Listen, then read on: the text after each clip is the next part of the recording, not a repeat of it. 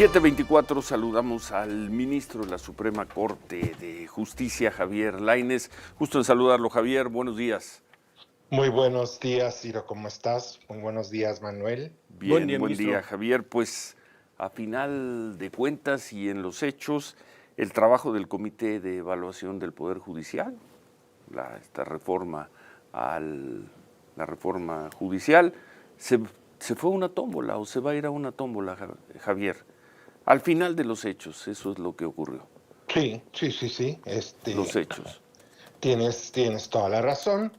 Yo solo quiero decirte que desde mi punto de vista, como tú dijiste al final, pues esos son los hechos y así va a ser una vez más. Yo tengo muchísimas dudas. Bueno, yo estoy convencido que esa decisión del tribunal es contraria al texto constitucional. La del Tribunal Electoral. Sí. De ordenar que esto vaya totalmente en circulación. Y déjame decirte por qué. Porque la Constitución, te doy el número, el artículo 96 en la fracción tercera, segundo párrafo, prevé exactamente la norma aplicable para cuando no hay listados. Y es muy clara, dice textualmente: los poderes que no remitan sus postulaciones al término del plazo previsto en la convocatoria no podrán hacerlo posteriormente. Esta disposición se repite después en la reforma a la de JIPE de octubre del año pasado. Es decir, previeron tanto a nivel de la Constitución como a nivel legal la hipótesis, o sea, que puede darse esta eventualidad de que no se presenten las listas, y trae la consecuencia: ya pierdes la oportunidad de presentar candidatos por una de las tres vías. Esa misma fracción, ese mismo párrafo que te leí antes de eso, por eso dio la oportunidad: las personas candidatas podrán ser postuladas simultáneamente por uno o varios poderes de la Unión. Entonces, desde mi punto de vista, y este artículo, esta discusión la vimos, Ciro, Manuel, desde que llegó el momento, la obligación de constituir, por ejemplo, el comité de evaluación, porque el nuestro tenía que ser constituido con 8 votos, y había una fuerte posibilidad de que no se alcanzaran. Dijimos, bueno, pues el texto constitucional lo dice, por eso hay 3 vías, pues si una no puede concretarse, pues ya no presenta listas. Y bueno, a la hora de la hora, pues sí se lograron los 8 votos. Y segundo, pues, y creo que ustedes lo analizaron bien el día de ayer, es cierto que ahora esta insaculación directa, pues digamos que a la gente que estaba en la lista del Poder Judicial, los candidatos, pues les fue mejor, sí, claro. Pasan directo. Pues sí, pero rompes otro principio constitucional electoral, que es la equidad. Porque si yo soy un candidato que presenté en otro de los poderes, en el legislativo o en el ejecutivo, y me descartan porque consideran que no tengo el perfil, después de haber contestado la audiencia, como haya sido la audiencia, había audiencias de 1 minuto, había audiencias de 3, había audiencias de 12 minutos. Pues claro, había preguntas interesantes y otras preguntas de ¿qué aportará usted contra la impunidad? O sea, ese tipo. Pero bueno, finalmente, aparentemente hay una revisión de idoneidad y te descartan, ¿sí? Y acá la lista va a pasar directito a la tómbola. Entonces, pues yo, si fuera de esos candidatos, diría: ya no fue equitativa la. Y una precisión nada más, Ciro, Manuel. Sí. Yo no puedo decir que no haya afectación con esto que sucedió, ¿sí? Pero lo que yo sí te diría es que los magistrados, magistradas, juezas y jueces del Poder Judicial, que son los que más interés tenemos nosotros en ayudar, en proteger, ellos están en pase directo a la boleta, ¿eh? Ahí no hay afectación. Segundo, no podemos, ayer la pregunté la cifra al secretario de nuestro comité, lógicamente esa no la tenemos, pero hay una fuerte presunción de que la mayoría de quienes no son jueces, no son magistrados, como secretarios de estudio y cuenta que se inscribieron, lógicamente se inscribieron mínimo en dos comités. Yo, por ejemplo, cuando me preguntaban, gente que conozco, oiga, pero claro, inscríbete y si puedes en los tres.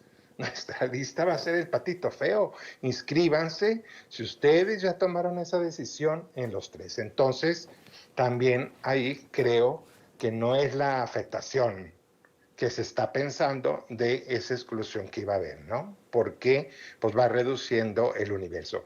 Es cierto, quien solo hubiese inscrito en la lista o en la convocatoria del Poder Judicial Federal, en esa sola, pues estos son los que resultarían afectados, pero hoy van directo a la tómbola. Bueno. Y yo sí hago una reflexión Sí, muy breve, si me permites, sí, por dos favor. cosas. Ahora resulta que hubo una preocupación enorme de todos los órganos del Estado por la lista del Poder Judicial Federal. Cuando, insisto, la Constitución da la salida, ¿sí? Pero enorme cuando pues destruyeron la carrera, están obligando a estas juezas, estos jueces, a o renuncias o vas a la boleta, ¿sí? Y de repente ahora era fundamental, y bueno, fuimos atacados una vez más, y ahora justamente el pleno de la Corte, como si nosotros hubiésemos provocado eso. Y el punto importante, la definición de electoral, porque eso no se ha puesto en la mesa de debate, Ciro. He escuchado tanto gente de interior de la Corte, colegas del como fuera, lo estuvimos, ¿no? Los jueces están actuando ilegalmente, es inconstitucional, no tienen competencia porque esto es electoral, ¿sí? Incluso pues, el tribunal mandó vista al Ministerio Público contra unos jueces. Y déjame ponerles un ejemplo. Si un juez, una jueza, un secretario promueve un paro y su argumento es que perdió su trabajo, que se violaron sus derechos a la permanencia en el cargo que están previstos en la Convención Americana de Derechos Humanos y en la Constitución.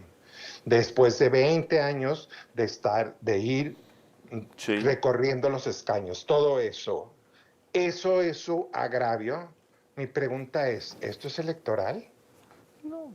No. Pero en los hechos se quedaron solos los 5 integrantes, Javier. Sí. Quizá estamos muy distraídos y no escuchamos algunas voces que los arroparon, pero los 5 integrantes del comité finalmente lo que hicieron fue acatar los fallos de 2 jueces.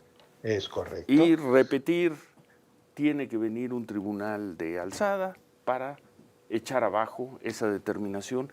Y yo no escuché voces muy animadas, voces fuertes apoyándolos. Quizá estamos muy distraídos en otros temas, pero no las escuché. Claro. Y ahí está el desenlace. Sí, y finalmente totalmente. Las resoluciones de esos 2 jueces pues fueron desacatadas en los hechos. Fueron desacatadas y tampoco, con todo respeto, Javier, yo no escuché una gran crítica. Yo no escuché una gran crítica en ese tema. Es correcto. Sí. Yo aprecio mucho el que poder hacer esta precisión, porque a mí me parece importantísima. No estoy diciendo que no es electoral, que sí lo es. Lo que quiero decir es que este conflicto competencial, pues sí es cierto que se creó. Sí se creó, porque tienes un órgano.